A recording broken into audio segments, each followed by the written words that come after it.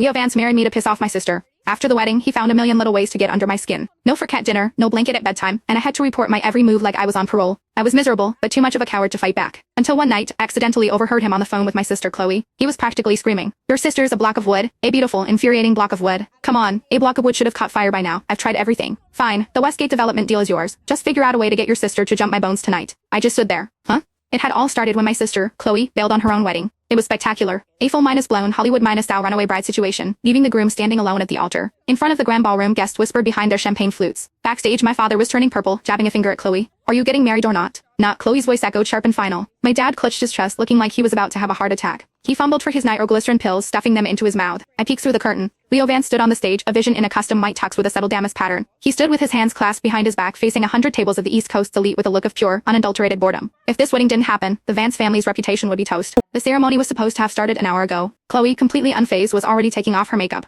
Everyone was talking at once, trying to reason with her. "This merger has been in the works for months, why back out now? You can't just call it off. What about our family's company, the Jennings Corporation? Leo Vance holds a grudge. He'll ruin you. Think about the family, Chloe, not just yourself. Chloe Jennings, aren't you scared?" My sister just scoffed and rolled her eyes, continuing to wipe off her foundation with a vengeance. I was in awe. That was my sister, all right. If it were me, the family coward, it'd have just nodded meekly and walked down the aisle. Speaking of which, was that makeup remover irritating her skin? Her face was getting all red. I should probably run to CVS and get her something better. The moment I stood up, my dad's desperate gaze landed on me. "If you won't marry him, are we supposed to send your space minus cadet sister out there?" Chloe stopped cold. She stood up, her perfectly sculpted brows knitted together, hands on her hips. "Who are you calling a space cadet? My sister is more than good enough for him, Claire." I flinched. "Here, marry him." "What? Me?" The room went silent for a second. It was like they all suddenly realized that my sister and I were identical twins with faces about 80% the same. It was their life raft. They practically ripped the Vera Wang gown off Chloe and stuffed me into it. A frantic 5-minute makeup job later, I was pushed onto the stage. My brain basically blew minus screened. I stood at the entrance, clinging to my dad's arm, the efficient's words turning into meaningless noise. Then I saw Leo. His eyes lit up, and the first genuine smile of the evening spread across his face.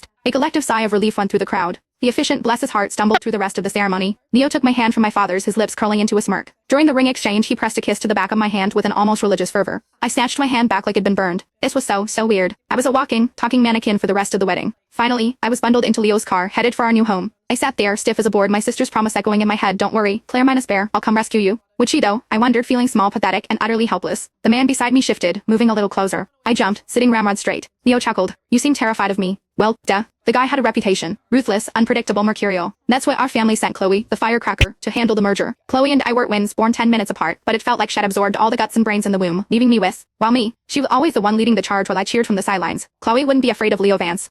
The low hum from his throat pulled me back. He was leaning in, his face nerving one close. I could smell the faint, expensive scent of his cologne. I snapped back to reality, my eyes meeting his. I almost scrambled onto the roof of the car. Mr. Vance, you're a little too close.